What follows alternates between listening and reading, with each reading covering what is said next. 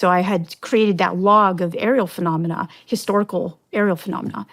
And I thought it was weird. And so I showed my friend, and we went to this conference where I met people who had these experiences, and they were telling me things that looked like a pattern match to what I was studying. So I thought, I'll go ahead and look at this a little bit further, but I didn't tell anybody. I was just kind of like doing an analysis.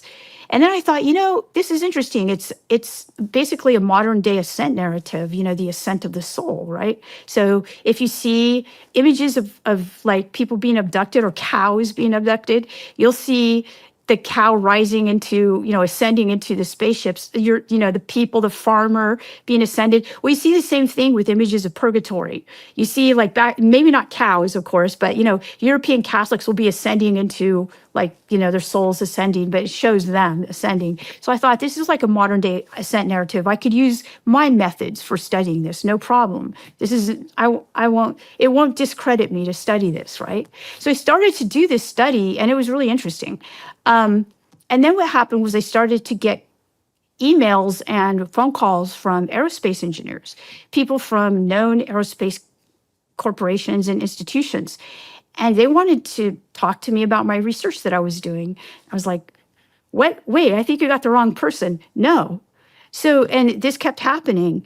And I decided, okay, they wanted to meet with me. A couple of them wanted to meet with me. So I thought, okay, I'll meet with them, because why do they want to know about this angel event that happened in the 1800s? How did they get wind of you? Were you writing papers? I started to do conferences with the people that I know who are other professors of religion. And for us, it was like, oh yeah, modern day ascent narrative, easy to understand. But they would then somehow were scouring like the internet of any academic who was doing, the word UFO or anything like that. And that's how they found me. And once I was found, a lot of them reached out to me. And at first I was a little bit put off, because I thought, this is kind of odd. It kind of freaked me out, to tell you the truth. But I did start to talk to them. And one of them, I actually put him off for like a year and a half. I mean, I know it sounds weird, but I had 5 young kids and I was busy, right? So didn't make this connection. I thought it was weird. But when I started to talk to them, I recognized that they weren't looking at it like I was looking at it. They were looking at it like it actually happened. Whereas I was looking at it more like a metaphor. Like, this is their interpretation of something they saw in the sky. They wanted to know what they saw in the sky.